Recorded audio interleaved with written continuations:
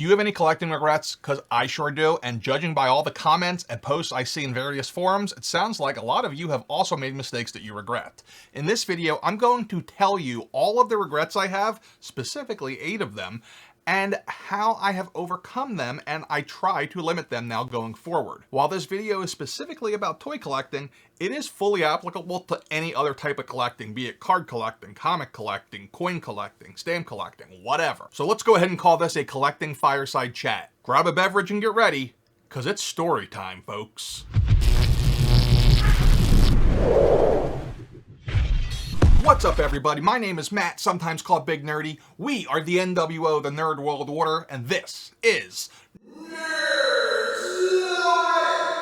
I'm a 20-year collector, and I recently started to own and operate my own toy shop. And in 20 years of collecting, I do have quite a few stories. This one, though, is going to be about some of my regrets, and it actually happened over a course of a few years. I really was just in my own world with it. I love toys. I love collecting. I love the art form of it. I love the way it made me connect with my childhood. And frankly, I just enjoyed the thrill of the hunt.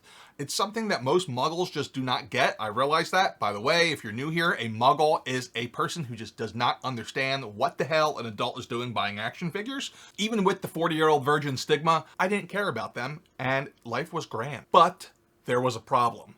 The joy of collecting was starting to fade away. Instead of just having fun, I started to feel kind of stressed out by the whole journey. I was feeling depressed and I was feeling anxious. I felt like Robert De Niro in Analyze This. Granted, big difference between a mafia boss and a toy collector, but it's a thin line. Now, there's lots of reasons that I was feeling this, and it all ties into the mistakes I made and hence the regrets. One of the biggest reasons for this, I'm sure you can identify with, is the feeling that you always need more. The next toy that comes out, that variant, that new line that just started.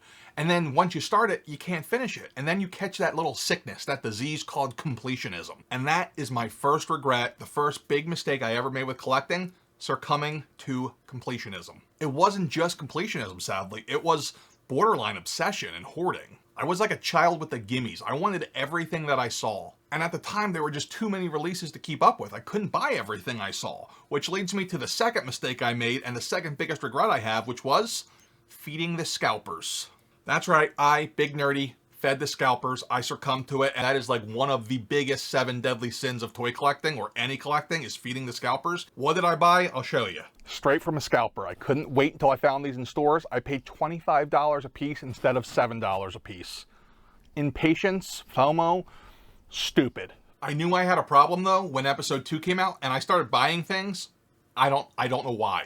I bought cereal, I bought pencil erasers, I bought party supplies. I have no idea why.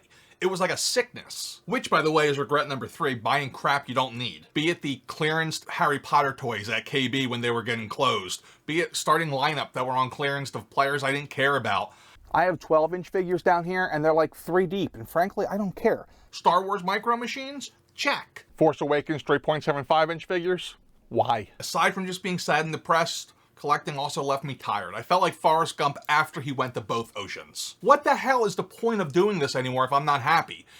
And this happened right about the same time I ran out of room.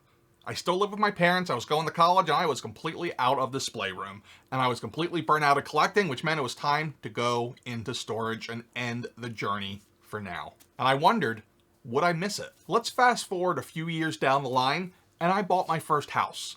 And it was time to get my toys out of storage. I had a new house, I had an extra bedroom, and I said, I'm gonna turn this into a collecting room. I went, I got everything, I brought it to the new house, and as I'm setting it up, something interesting happened. There were some figures that as I pulled them out, the joy flooded me, and I was like, oh, I remember this, I love this AT-AT, I love Slave 1, and I was so pumped.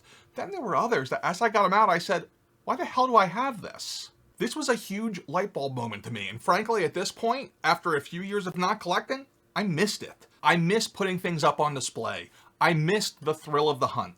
I missed the community aspects of it. So with this aha moment as I set up the display, I realized I need to be more intentional with everything I buy going forward so that I don't have things that I don't want anymore. Over the next year, I created a list of questions that I would use to apply to any purchasing decisions to decide if I was going to make that purchase or not. As you might guess, this was a lot of trial and error, and each one of the 4 questions are related to a regret. So the first question I ask myself when making a purchasing decision is, does it fit within the budget? Which is tied directly to regret number 4, spending money without regard. Prior to my collecting lapse, I was spending a lot of money on toys and I wasn't really thinking about it or budgeting. Literally, once my bills were paid, if I had cash, I spent it on toys. And it was a substantial amount because I was making decent money waiting tables through college, and frankly, I had zero social life to spend my money on. Fast forward to the current time, I'm now a homeowner, I'm hoping to have a family in a few years, and I need to be more responsible. That means I have to budget what I'm going to spend on toys. But that led to a problem. I don't want to just buy things because they're on clearance, but I have to budget. So how do I get the most bang for my buck? Well, this leads to regret number 5, which is not understanding the market and stretching my dollars. For collectors, there's 2 real keys to stretching your dollars. The first involves your shopping habits. Don't just shop at Target and Walmart. Look all over. Check online for random sales. Go to conventions. And when you're at conventions, negotiate. Nothing is the price they have there. There's a reason they tell you, okay, well, the price marked isn't my final price. More important than negotiating is understanding the market. This is huge for me, and this is why I make so many videos on what toys are worth, because this is what's going to stretch your collecting dollars more than anything else. But there's a risk involved with this. Here's an example. The last Jar Jar Binks that came out, that got clearanced out to $15 in some Walmarts. Maybe you could have saw that coming and saved $15 if you wanted it versus the full price. Granted, there's some inherent risk there, but if you apply some logic, everybody hates Jar Jar, prequel characters aren't super popular, people hate paying $30 for a figure, you could have probably foresaw they'd hit clearance. Again, lots of risk involved in that because you could miss out completely and then be stuck on the aftermarket. This is where understanding the market is just so crucial.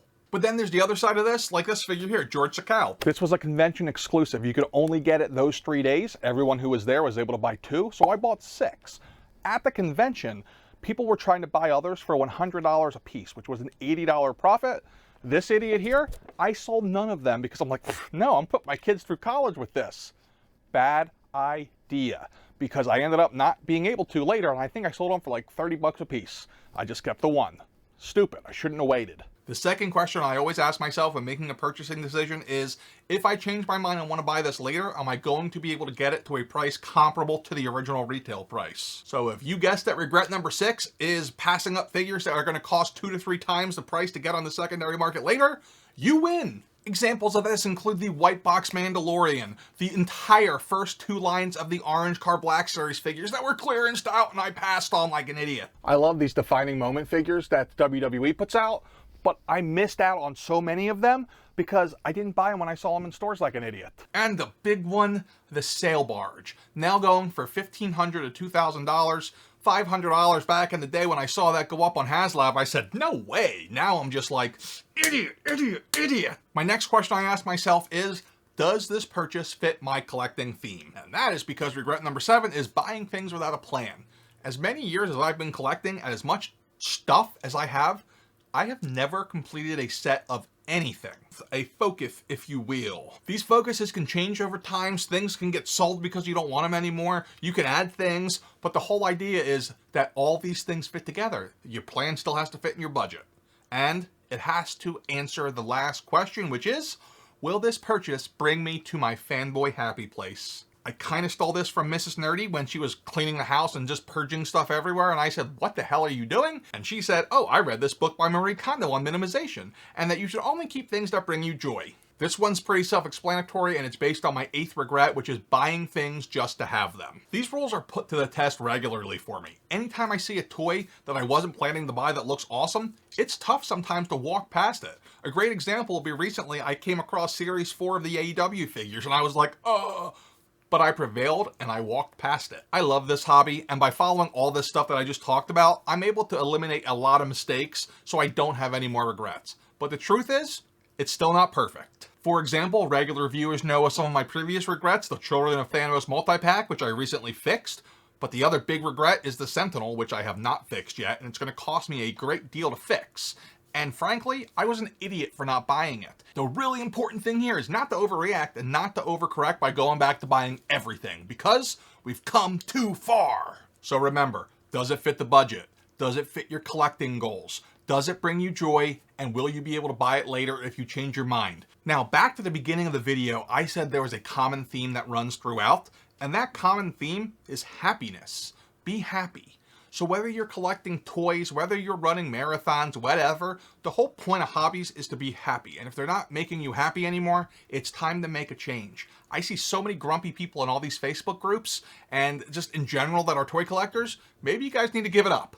And frankly, for all of us toy collectors, it's our job to spread this joy with everybody else and help them see how fun of a hobby this can be. And hopefully, just hopefully, this happiness compounds itself and makes the world a slightly better place. And it all starts with a toy. There are so many ups and downs when it comes to collecting that I made a playlist of videos right here that has a whole lot of different tips and ideas for beginners and people who are well seasoned alike. They are made for specific toy lines, but they really apply to any toy line or pretty much any collecting. So check that out. I think it will really help you. Till next time, be cool, stay nerdy.